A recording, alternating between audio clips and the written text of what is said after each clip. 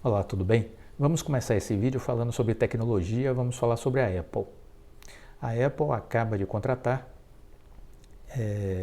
um ex-diretor da Tesla para liderar o projeto de carro autônomo que ela possui, com o intuito de alcançar o que a empresa chama de nível 5 de condução autônoma. A Apple contratou um engenheiro que desenvolveu um sistema para Tesla. Ela está empenhada na produção do seu tão esperado carro.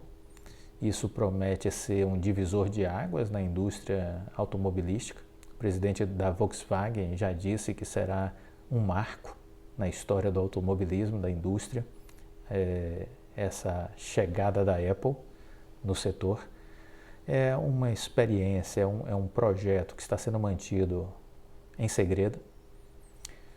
Chama-se até aqui de Apple Car, e esse projeto vem com a promessa de bater de frente com grandes montadoras, como é o caso da Tesla.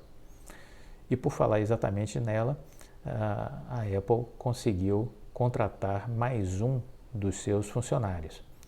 Segundo a Bloomberg, a Apple contratou o ex-diretor Christopher Moore para participar do projeto. Ele foi o engenheiro responsável pelo desenvolvimento do Autopilot, um sistema de direção autônoma da Tesla. Assim, segundo informações, Moore vai integrar a equipe de desenvolvimento de software autônomo do Apple Car e responderá diretamente a Stuart Brouwers, também ex-executivo da Tesla, que foi contratado pela Apple no fim de 2020. Por ora, não há grandes detalhes sobre como será o modelo, porém, internamente, o projeto é conhecido pelo codinome Titan e já tem uma equipe especializada há cerca de 5 anos trabalhando no desenvolvimento da ideia. Mesmo não tendo nenhuma confirmação por parte de Moore, a Bloomberg afirmou que já esperava a saída do engenheiro da Tesla. As especulações são de que ele teria tido um desentendimento com o CEO Elon Musk. Recentemente, Musk declarou que os carros da montadora seriam capazes de dirigir de forma totalmente autônoma ainda em 2021. Moore, em contrapartida, sinalizou que as afirmações sobre os carros terem nível 5 de condução autônoma não condiziam com a realidade da engenharia. Para se ter uma ideia, o sistema atual, considerado como nível 2, exige que os motoristas mantenham as mãos no volante. Ou seja, o nível 5, portanto, não precisaria de intervenção humana, o que ainda não é possível. O projeto Titan passou por uma grande modificação no início de 2021, quando o ex-líder Doug Field deixou o time da Apple e foi para a Ford. Por isso, a empresa de tecnologia substituiu Field por Kevin Link, que liderou a engenharia de software para o Apple Watch. Nesse meio tempo, houve muitas trocas de gerências e do time de projetos do carro da Apple. Então, por isso, e pela pretensão de alcançar o nível máximo de condução autônoma, a presença do modelo deve iniciar a produção do modelo deve iniciar apenas em 2024, ou seja, não podemos esperar pelo Apple Car antes de 2025 no mercado. A Foxconn, maior e mais antiga fornecedora da Apple, deu um grande passo na corrida pelos veículos elétricos que dirigem sozinhos. Num evento recente em Taipei, capital de Taiwan, a Foxconn, que produz hoje componentes e monta os iPhones, iPads, MacBooks, apresentou 3 modelos elétricos com propostas diferentes: um SUV, um sedã e um ônibus. Os veículos elétricos promovem a estreia da marca Foxtron, uma joint venture entre a Foxconn e a montadora local Yulon Motor. A fabricante de carros é uma das maiores do país asiático e é conhecida pela construção de modelos da japonesa Nissan. O sedã Model E, por exemplo, tem 750 cavalos de potência e, segundo informações da Foxconn, vai de 0 a 100 km por hora em 2,8 segundos. Além disso, pode rodar até 750 km com uma carga completa de bateria. Já o SUV Model C tem 4,64 metros de comprimento e um entre-eixos generoso de 2,86 metros. O modelo faz de 0 a 100 em 3,8 segundos e tem autonomia para 700 km. Notícias sobre a Apple, notícias sobre a indústria automobilística. Vamos estar de olho. É uma empresa que eu tenho em minha carteira, a Apple, é uma empresa que me interessa, e esse é um mundo instigante, o mundo da tecnologia, de rápidas transformações. E o futuro aponta para os carros elétricos, para os carros inteligentes, para os carros autônomos, né? Esse é o cenário do futuro. Então, vamos acompanhar o que vem por aí. Bom, eu queria agora compartilhar com vocês um pensamento que eu vi outro dia, que eu gostei muito, do padre Fábio de Mello. Respire. Reencontre a calma do corpo, a pausa que desperta a alma. Desobrigue-se de saber sobre o que acham de você, de caber na caixa estreita do achismo do outro. Obrigue-se a saber mais sobre você, sobre o que ainda não sabe de si, a saber mais sobre o que ainda não sabe de si, a opinar menos sobre a vida dos outros, a avaliar-se sem os filtros da hipocrisia. Vire-se do avesso, subtraia a necessidade de receber a aprovação de estranhos alheios à sua verdade, de quem não paga as suas faturas. Volte ao casulo da metamorfose existencial. Reencontre-se, porque nada pode ser mais importante do que viver em si mesmo. Fantástico, fantástico. É a busca pelo autoconhecimento, né?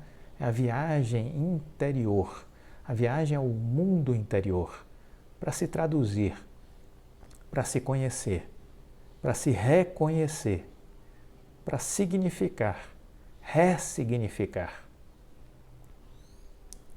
Essa é uma viagem maravilhosa, que temos que fazer em algum momento de nossa vida.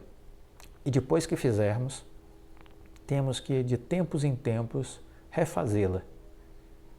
São releituras de nós mesmos que precisamos fazer, para que a gente então se centre e saiba diferenciar o que é importante do que não é.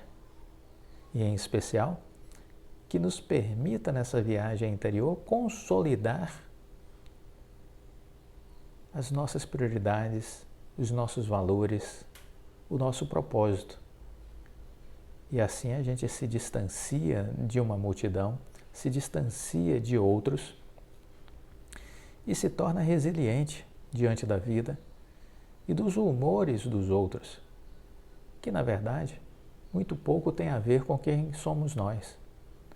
Não podemos ficar dando atenção aos achismos dos outros. Eles não sabem nada a seu respeito, ao nosso respeito. Portanto, foque em você. Seja a sua maior prioridade.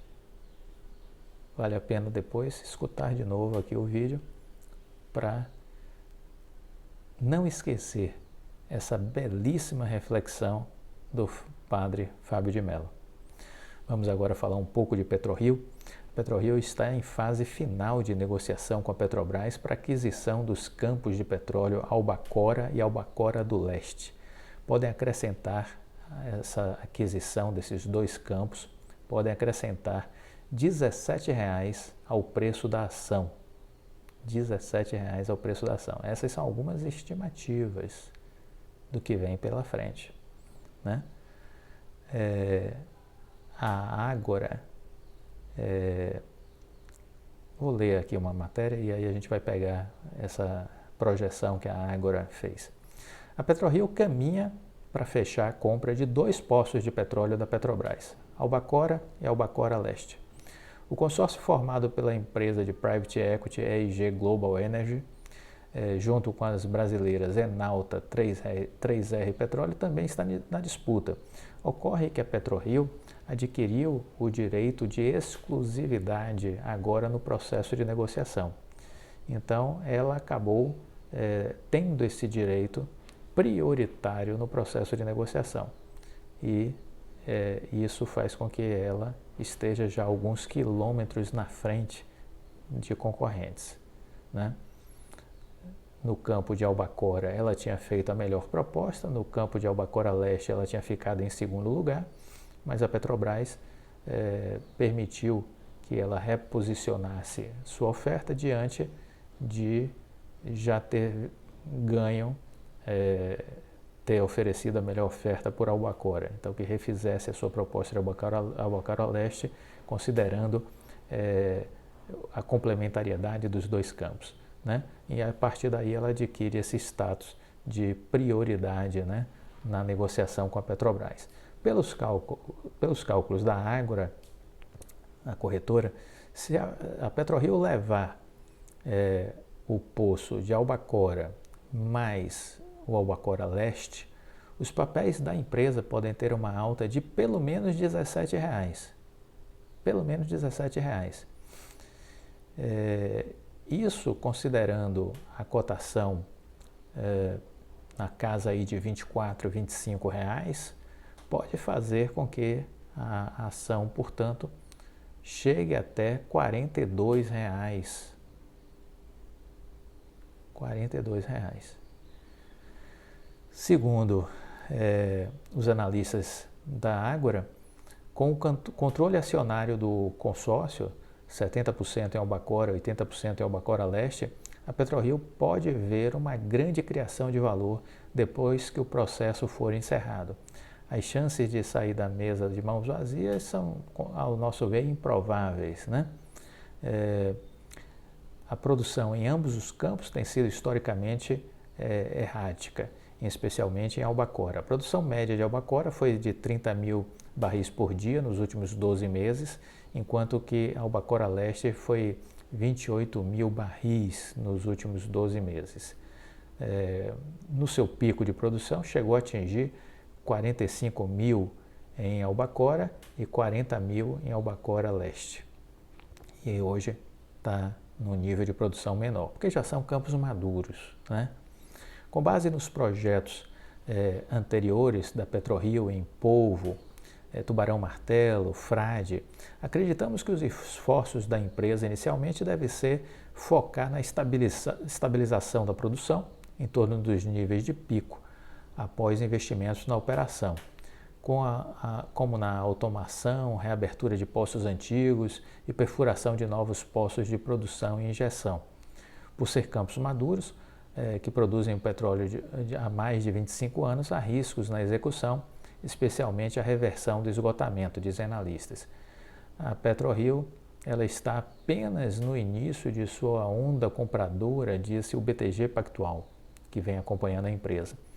Como agora atingiu um tamanho considerável e dado seu perfil de fechar negócios, não ficaríamos surpresos com mais fusões e aquisições no médio prazo, especialmente agora que a empresa pode indiscutivelmente fazer mais com facilidade, explorar os mercados de capitais para apoiar o seu crescimento.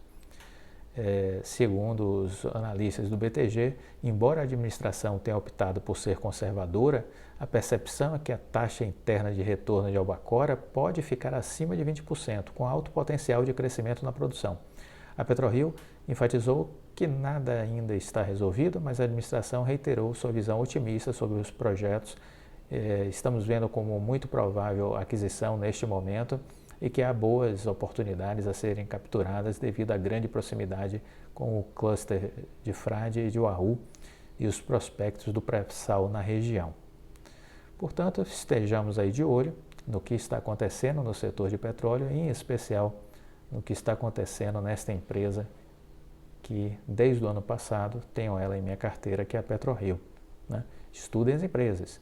É preciso estar antenado com tudo o que acontece com elas acompanhando a gestão, acompanhando a liderança, o plano estratégico, o plano de execução, seus resultados e tudo que sai de notícias sobre elas, para que a gente entenda para onde a empresa está caminhando. Isso é vital. Muito bem, quero terminar esse vídeo de hoje com uma reflexão do Sêneca, romano. É preciso dar repouso às nossas almas. Descansadas, elas surgem melhores e mais ativas. Assim como não se deve cansar os campos férteis, pois logo uma fecundidade ininterrupta os deixará exauridos. Talvez o esforço contínuo da alma irá quebrantar o seu ímpeto. Então veja, a natureza ela é sempre muito educativa em suas lições. Se você pega um terreno e faz com que ele produza o tempo todo de forma ininterrupta, esse terreno vai chegar uma hora que ele não vai mais conseguir dar a produtividade de antes, porque há um esgotamento. É preciso dar um tempo para que o terreno se recupere. O mesmo vale para as nossas vidas.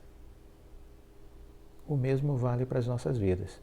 Há uma hora que nós precisamos estar também dedicando um tempo à recuperação das nossas forças, da nossa energia. É preciso dar esse tempo à nossa vida.